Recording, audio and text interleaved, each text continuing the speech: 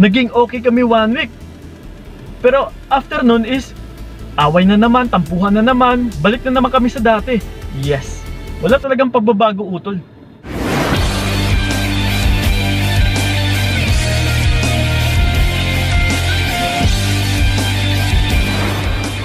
Yo, what's up?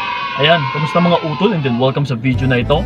So once again, this is pa yung kaibigan ni Kiko. So syempre, usapang pag-ibig na naman. Dahil ito, dagdagan ko pa ang inyong mga kaalaman.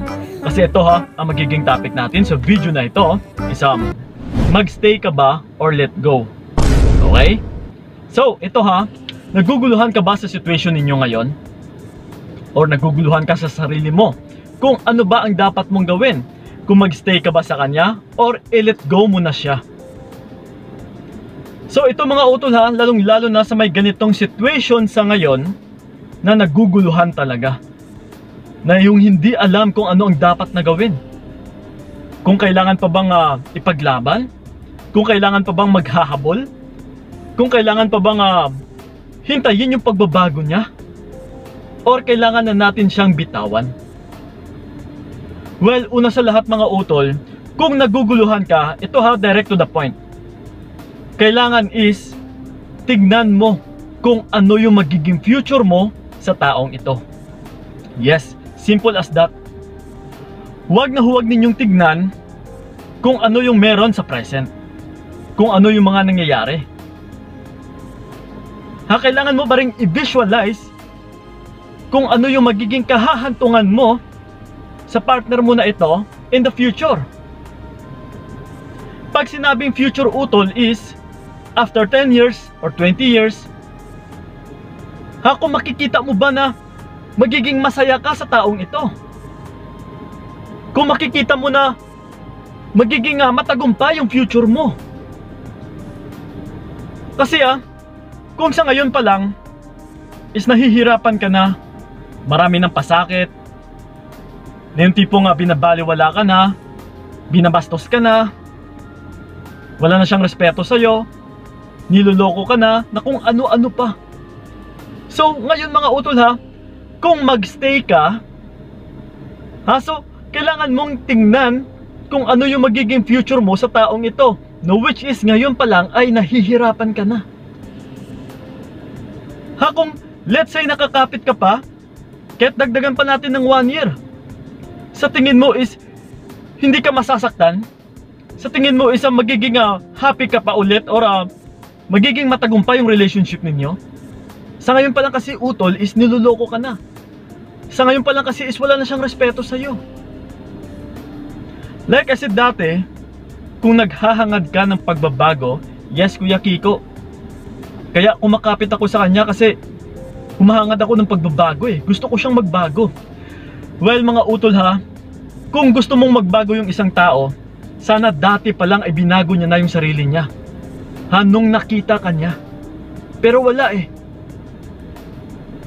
So ngayon kung yun na yung nakasanayan niya, yun na yung ginusto niya, is mas lalo kang mahihirapan na baguhin siya. And then yung pagbabago ng tao is hindi ito agad-agad. It takes time utol. Panahon na kailangan mo munang tanggalin yung presensya mo talaga sa kanya, para ma-realize niya kung ano din yung mga pagkukulang at saka mga pagkakamali niya, at saka doon siya magbabago. Pero kung habang nandyan ka, nag-e-stay ka sa relationship ninyo, is hindi po yan magbabago. Pero Kuya Kiko, natatakot ako. What if nga totoong nagbago siya pero ayaw niya na sa akin? So ganun pa man mga utol, huwag na nating pilitin. Sa pagmamahalan kasi is wala talagang pilitan. Kusa yan na ipaparamdam sa'yo. So kung minamahal ka ng tao is kusa yan na lalapit sa'yo at saka liligawan ka ulit. Kaysa pipilitin mo. Once kasi na mapipilitan lang yung tao, yung magiging kahahantungan is hiwalayan lang din. Kasi hindi ka naman niya minahal ng kusa, pinilit mo. So hayaan mo siya kung magbago siya, kahit hindi na siya babalik sa'yo. Ang mahalaga utol is ikaw yung tao na nakapagpabago sa kanya. Yes. So hayaan na natin na mapunta siya sa iba kasi yun naman yung gusto niya eh. Yun ang ginusto niya, which is hindi ikaw yung pinili niya. Okay?